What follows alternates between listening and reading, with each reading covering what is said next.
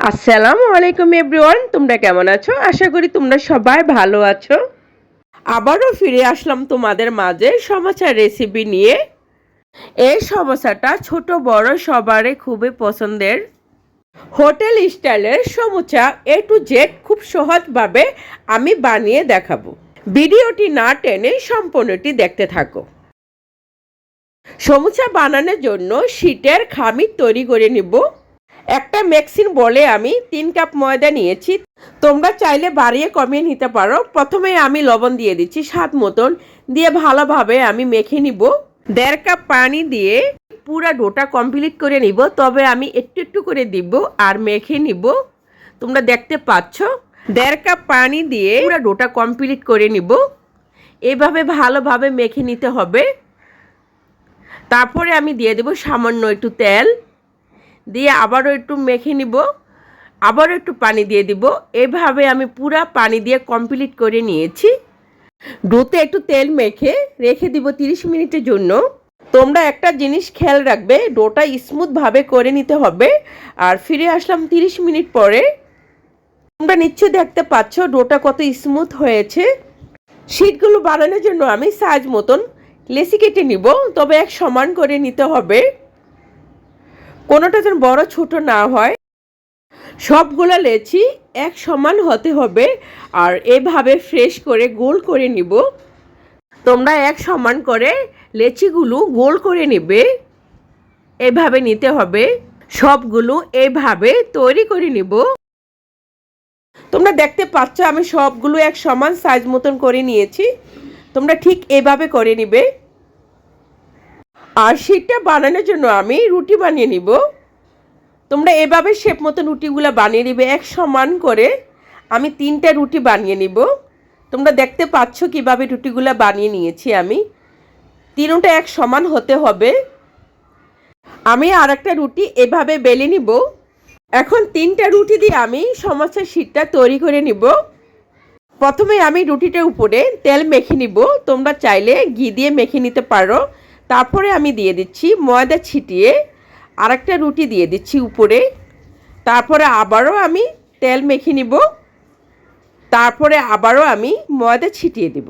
এভাবে আমি 3টা করে নিব। 3টা রুটি এক সমান হতে হবে। এভাবে আমি আবারও তেল দিয়ে ময়দা ছিটিয়ে আমি বেলে নিব। আমি বড় করে একটা রুটি বেলে নিব, তবে খুব পাতলা করে বেলে নিতে হবে। যতটা সম্ভব তোমরা পাতলা করে বেলে নিবে। ঠিক এইভাবে এই রুটির উপরে ডিপেন্ড করবো তোমাদের সমোসার শীটটা। তোমরা কিন্তু একটু খেয়াল করে ভালোভাবে বেলে নিতে হবে, খুবই পাতলা করে। দেখো আমার রুটিটা খুবই পাতলা হয়েছে। আমরা যে রেগুলার যে রুটিটা খাই ওইটা থেকে আরও একটু পাতলা করতে হবে। এখন তাওয়ায় রুটিটা দিয়ে আমি মিডিয়াম আঁচে দিয়ে দিব। 12 সেকেন্ডের মতন আমি ছেঁকে নিব, বেশি ছেঁকা যাবে না। একটু ধৈর্য সহকারে ছেঁকে নিবে, রেজাল্টটা ভালো আসবে। তোমরা যখনই দেখবে সাইড থেকে রুটিটা সিদ্ধ হয়ে আসছে, তখনই তোমরা উল্টিয়ে দিবে। তোমাদের এখানে একটা টিপস, রুটিটা বেশি সিদ্ধ হয়ে গেলে শক্ত হয়ে যাবে, তাই তোমরা চেষ্টা করবে জলদি জলদি ছেঁকে নেওয়ার জন্য। সাইড থেকে যে ছোট বড় অংশগুলো ওখানে হাত দিয়ে আলতোভাবে টান দিলে দেখবে এমনিতে উঠে আসছে। এইভাবে আমি 3টা উঠিয়ে নিব, তবে গরম অবস্থায় উঠানো হবে। ঠান্ডা হলে উঠানো কঠিন হবে, হাত দিয়ে ধরতে পারবে সে অবস্থায় উঠাতে হবে। আসলে কঠিন কিছুই না, ধৈর্য সহকারে একটু মনোযোগ দিয়ে তোমরা পারবে এভাবে রুটিগুলো খুলে নিতে। স্টেপ বাই স্টেপ ফলো করলে তোমরা পারবে। রুটিটা তোমাদের কাছ থেকে দেখাচ্ছি কত পাতলা হয়েছে। সবগুলো সমোসার শীট বানানো হয়ে গেছে। এখানে আমি একটা কাজ করেছি, ছোট বড় সবগুলো আমি আলাদা করে নিয়েছি। দেখো কতগুলো রুটির শীট বানিয়ে নিয়েছি। বানানো খুবই ইজি। আমি একটা স্কেলের সাহায্যে চারদিক থেকে আমি সাইডগুলো কেটে নিচ্ছি। তোমরা অবশ্যই স্কেলের সাহায্যে সাইড থেকে কেটে নিবে। তোমরা যদি স্কেল ব্যবহার না করো তাহলে শীটগুলো সোজা হবে না। তোমরা এক্সট্রা শীটগুলো দিয়ে তোমরা কি করবে আমি তোমাদের পরে বলছি। আমি মাছ থেকে স্কেলটা বসিয়ে এখন কেটে নিব। তোমরা ভালোভাবে দেখো। শীটগুলো কাটা হয়ে গেছে। এখন তোমরা দেখো কত সুন্দর লাগছে, শীটগুলো এক সমান হয়েছে। আমি বাড়তি শীটগুলো কেটে নিব, তোমরা যেভাবে হোক কেটে নিতে পারো। এই কাটা শীটগুলো আমি এক সাইডে রেখে দিব। তোমরা চাইলে এই শীটগুলো সংরক্ষণ করে রাখতে পারো। আমি কিছু ময়দা নিয়ে পানি মিশিয়ে একটা আঠা বানিয়ে নিব, যেটা আমি সমোসা বানানোর সময় সিল করার জন্য ব্যবহার করব। কাটা শীটগুলো এখন ভেজে নিব, তবে আমি দুবারে ভাজবো যেহেতু অনেকগুলো নিয়েছি আমি।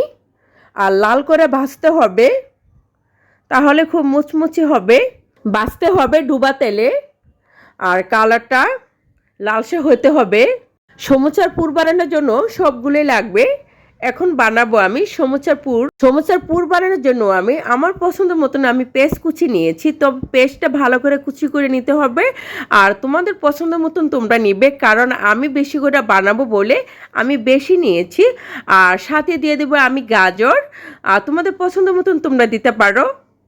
আর সাথে অ্যাড করে দিব শসা, তবে শসাটা ছুলকা সহকারে কুচি করে দিতে হবে। ধনে পাতা দিয়ে দিবে আমার পছন্দ মতন, আর ঝাল দিবে তোমরা তোমাদের পছন্দ মতন, কমিয়ে বাড়িয়ে, জালটা বেশি খেলে বেশি দিবে। আর এখানে আমি শুকনা মরিচ আর জিরাটা গুঁড়া করে দিয়েছি একসাথে। স্বাদ মতো লবণ দিয়ে আমি ভালোভাবে মেখে নিব। তোমরা চাইলে বিট লবণটা অ্যাড করতে পারো। সবগুলো উপকরণগুলো তোমরা কুচি করে কেটে নিবে। যে ভাতটি শীটগুলো আমি ভেজে নিয়েছিলাম সেগুলো আমি গুঁড়া করে এখন দিয়ে দিচ্ছি। আমি পলিথিনে করে গুঁড়া করে নিয়েছি, তোমরা চাইলে হাতের সাহায্যে গুঁড়া করে নিতে পারো। সমোসার আসল মজা হলো বাড়তি ভাজা শীটগুলো। সমোসাগুলো এখন বানিয়ে নিব। প্রথমে একটু অ্যাঙ্গেল করে ভাঁজ করে নিব, তারপরে আমি আঠা লাগিয়ে নিব। আর আরেকটা ভাঁজ করে আমি কোণের মতন করে নিব, তোমরা দেখতে পাচ্ছ। এখন পুরগুলো দিয়ে আমি ভরে নিব। যতটুক দরকার অতটুকুই দিব আমি, বেশি রকম চাপ দেওয়া যাবে না। এখন সে আটাগুলো দিয়ে আমি সিল করে নিব ভালোভাবে। তোমরা দেখতে পাচ্ছ কিভাবে আমি নিচ্ছি। আর তোমাদের বোঝার জন্য আমি আরেকটা বানিয়ে দেখাচ্ছি।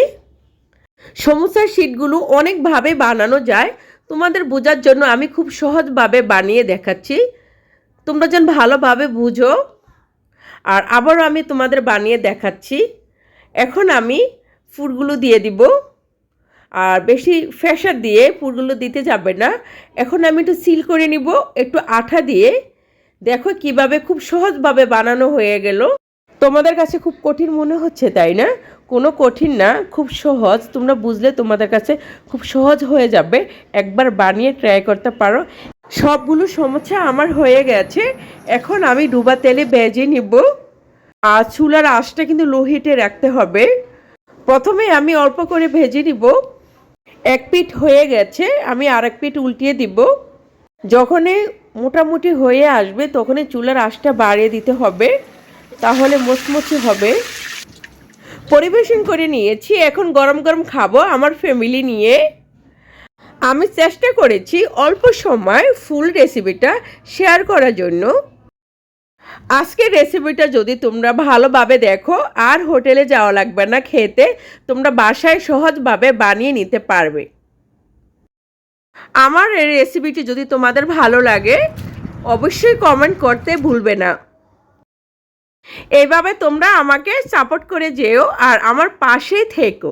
আল্লাহ হাফেজ।